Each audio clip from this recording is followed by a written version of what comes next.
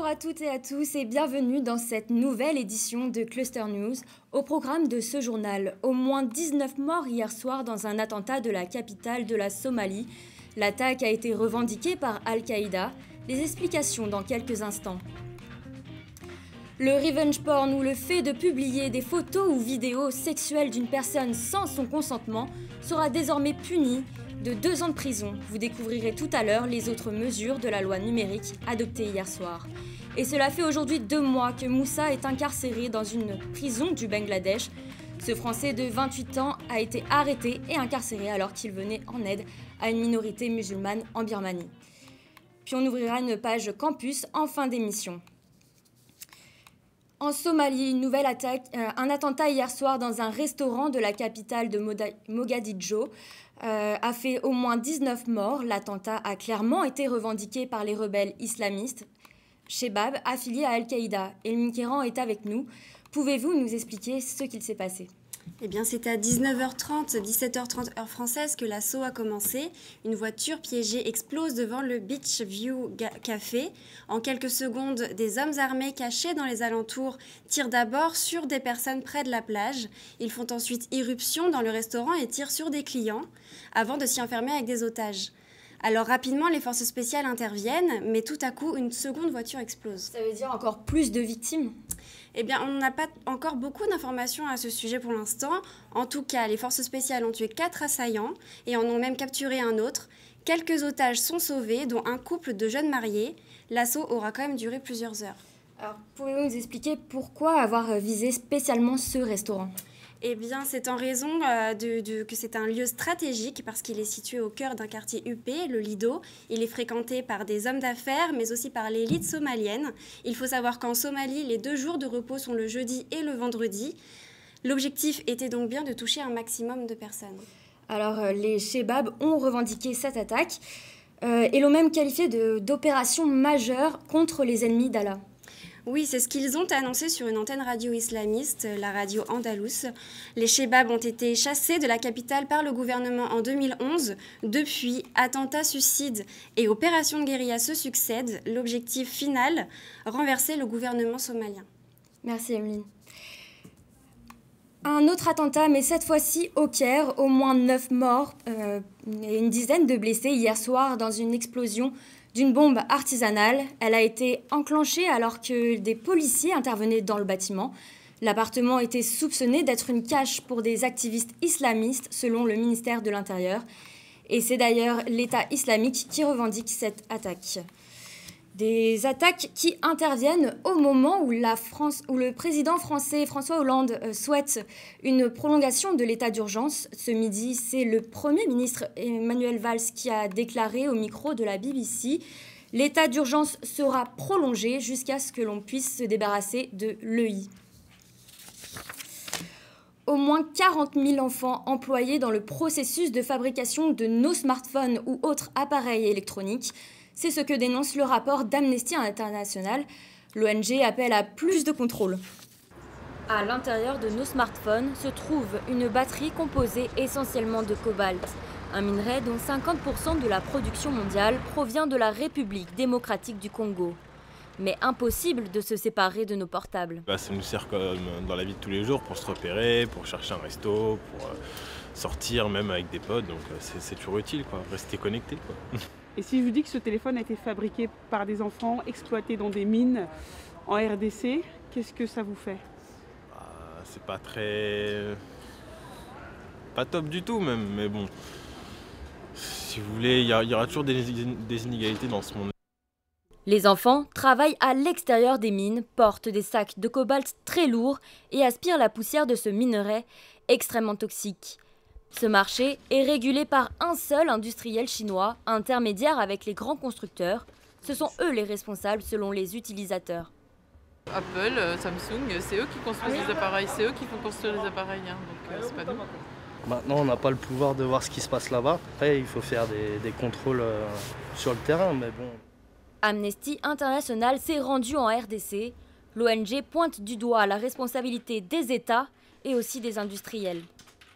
Ce qu'Amnesty International demande principalement, c'est évidemment que la République démocratique du Congo renforce ses contrôles et améliore sa législation pour surveiller le contrôle des enfants et améliorer les conditions de travail des mineurs.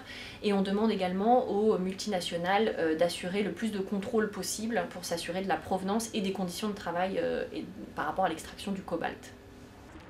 L'OCDE, Organisation de coopération et de développement économique, oblige les industriels à contrôler la provenance de 4 minerais également présents dans les smartphones, à l'exception du cobalt. Alors qu'elle est toujours soupçonnée de négligence dans l'affaire Tapie Crédit Lyonnais, Christine Lagarde, candidate à sa propre succession à la tête du Fonds monétaire international. L'ancienne ministre de l'économie affirme être déjà soutenue par la France, la Grande-Bretagne, l'Allemagne et la Chine. Son mandat se termine en juillet prochain. Il faudra attendre début mars pour avoir la réponse du FMI. Un des textes du projet de loi sur le numérique proposé par la secrétaire d'État Axelle Lemaire a été adopté hier soir par l'Assemblée nationale. Avec nous sur le plateau, on reçoit Solène Boissé. Alors, qu'est-ce que prévoit ce texte ? Eh bien Justine, c'est une bonne nouvelle pour les plus démunis car Internet ne sera pas coupé en cas d'impayé. Il sera financé en partie par les opérateurs Internet et téléphoniques. Les lanceurs d'alerte, quant à eux, seront protégés puisque le texte prévoit une exemption de peine mais qui ne sera valable que si la personne a immédiatement averti les autorités. Les députés français se sont également mis d'accord sur le droit à l'oubli. Le droit à l'oubli, mais qu'est-ce que c'est ? Eh bien, c'est ce qui permet aux mineurs de pouvoir supprimer toute trace de leurs données sur Internet. C'est une mesure importante puisqu'elle entend protéger les adolescents et les enfants actifs sur le net. Ils ne se rendent pas souvent compte du danger que représentent ces données accessibles à tous, car on parle notamment de pédophilie ou d'harcèlement. Un autre amendement du texte très important, c'est la mort numérique. Oui, cela permet aux internautes d'organiser les conditions de conservation de leurs données sur Internet. Notamment Facebook qui propose de désigner un légataire pour gérer le compte de la personne décédée ou de le supprimer définitivement. Qu'en est-il des sanctions ? La vengeance pornographique ou revenge porn, comme vous le disiez en titre, qui consiste à publier des photos à caractère sexuel sans le consentement de la personne concernée, eh bien, sera puni de 2 ans d'emprisonnement et de 60 000 € d'amende. Les sites de location de logements comme Airbnb seront plus encadrés. Les loueurs devront prouver qu'ils sont soit propriétaires, soit qu'ils détiennent une autorisation du propriétaire. Le projet de loi numérique avec ses autres amendements sera voté au printemps par le Sénat. Merci Solène. Le Conseil constitutionnel limite l'accès aux tiers payants. La mesure phare du projet de loi de Marisol Touraine prévoyait d'ici fin 2007 une dispense intégrale de l'avance des frais pour les consultations chez un médecin généraliste ou un spécialiste. En clair, pour une consultation à 23 €, les patients n'auront plus à payer les 15,10 € pris en charge par l'assurance maladie. En revanche, ils devront toujours avancer les 6,90 €, la part des complémentaires santé, plus les 1 € restant en charge du patient. Concernant les autres dispositions du texte, comme le paquet neutre de cigarettes, à compter du 20 mai 2016, il reste d'actualité. Un mois, jour pour jour, que Moussa est incarcéré dans une prison du Bangladesh.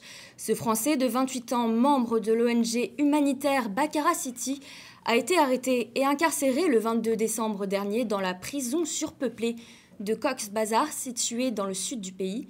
Sur place, il venait en aide à des réfugiés Rohingyas sur une minorité musulmane persécutée en Birmanie et non reconnue au Bangladesh. Les autorités reprochent à Moussa Ibn Yacoub des activités illégales sans autorisation envers le peuple Rohingya. Placé à l'isolement pour sa protection, à la demande de son avocat, maître Samim Bolaki, s'inquiète des conditions de détention de son client. On l'écoute. Le placement à l'isolement est une sanction dans tous les établissements pénitentiaires, tant en France qu'à l'étranger.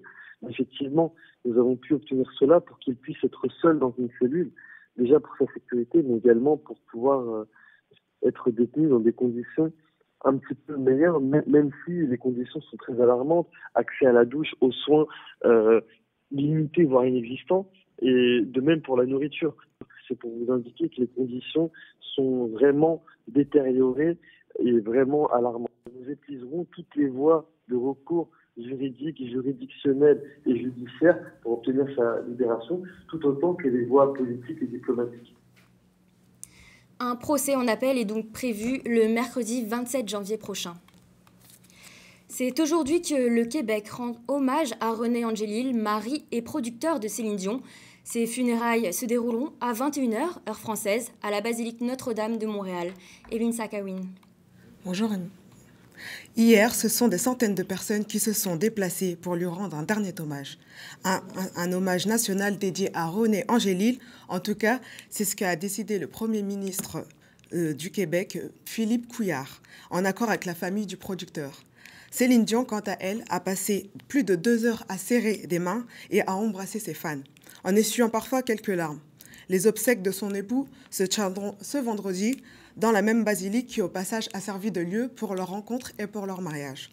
Comme il a déclaré, il tient avant tout à honorer la mémoire d'un homme qui a marqué le paysage culturel québécois. Merci.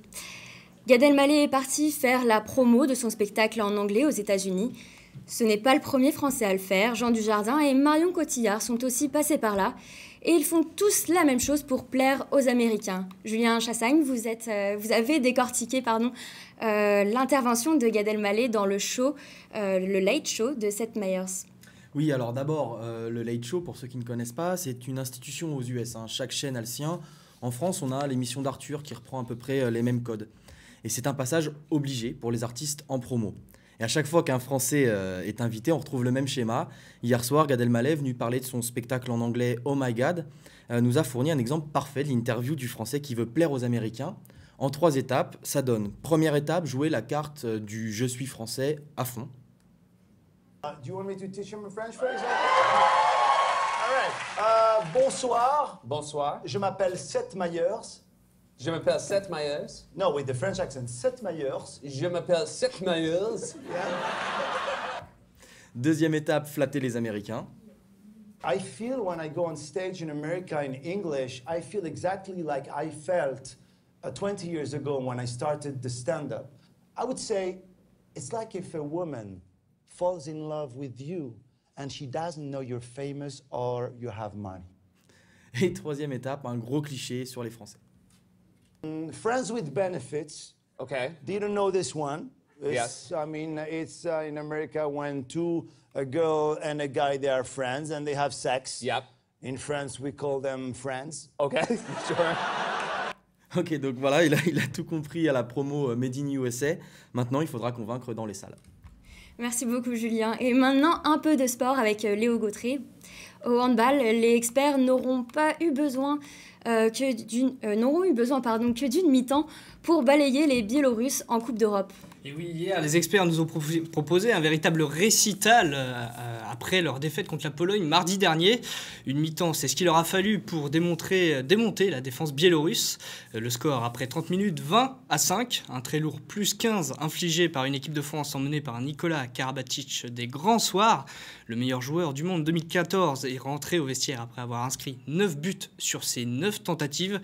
Une deuxième mi-temps où le coach Onesta décide de faire tourner son effectif. Victoire 34-23, rassurante avant de défier la Croatie samedi soir. Un match capital pour arriver aux demi-finales de l'Euro polonais. Alors aux antipodes justement de la Pologne, les tennisman français poursuivent leur parcours à l'Open d'Australie. Et oui, la nuit australienne a été plutôt clémente pour les joueurs français, moins pour les françaises. Tsonga et Simon se sont qualifiés pour les 8e de finale sans difficulté en 3-7. En revanche, c'en est fini des françaises. Dans ce tournoi, Mladenovic a été éliminée ce matin par l'Australienne Gravilova en 3-7, 4-6, 6-4, 9-11. Dans le reste des résultats, Djokovic et Federer passent aussi sans problème le 3e tour. Au passage, le Suisse signe sa 300e victoire en Grand Chelem de sa carrière. Ça passe également pour Serena Williams et Maria Sharapova. Retour en France maintenant avec hier soir Saint-Étienne qui s'est qualifié pour les 8e de finale de la Coupe de France. Ça a été très difficile pour les Stéphanois face à Ajaccio. Et oui, les Verts ont emmené leur public jusqu'au bout du suspense. Vraiment, il aura fallu attendre la 120e minute et un but de Cornier pour connaître l'avant-dernier qualifié pour le reste de la Coupe de France. Pourtant, le match avait bien débuté pour les Verts. Dès la 10e minute, Baebek ouvre le score sur une tête sur un corner.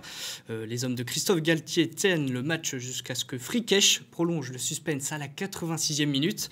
La suite, on la connaît. Les Verts se qualifient pour les 8e de finale de la Coupe de France. Et on connaît les affiches pour le prochain tour. Oui, le tirage a été effectué juste après la rencontre. De grosses affiches sont à noter au calendrier les 9 et 10 février prochains. Paris et Lyon s'affronteront pour ce qui pourrait être une revanche du quart de finale perdu de l'OL en Coupe de la Ligue il y a une semaine. Deux autres duels entre clubs de Ligue 1 sont au programme. Bordeaux accueillera Nantes au Matmut Arena alors que Troyes recevra Saint-Étienne.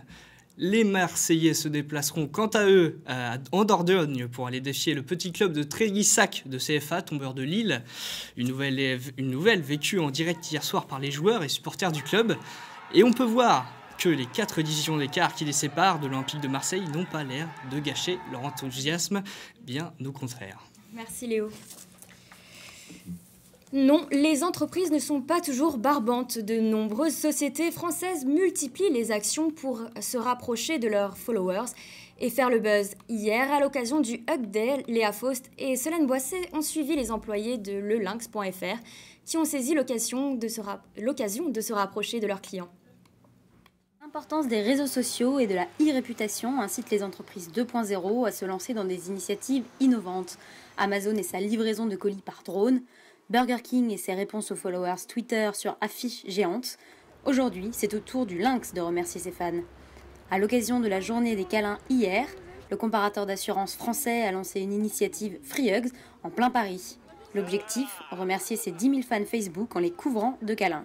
Enfin, de câlynx.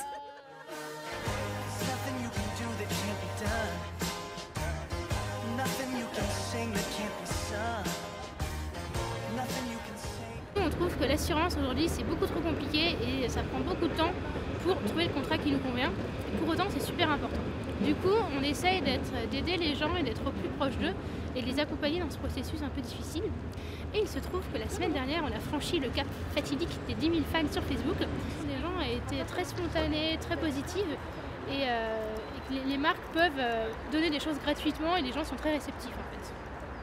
Ça fait quoi de faire un câlin à un lynx? Ça m'a réchauffé le cœur. Allez, encore quelques câlins pour la route.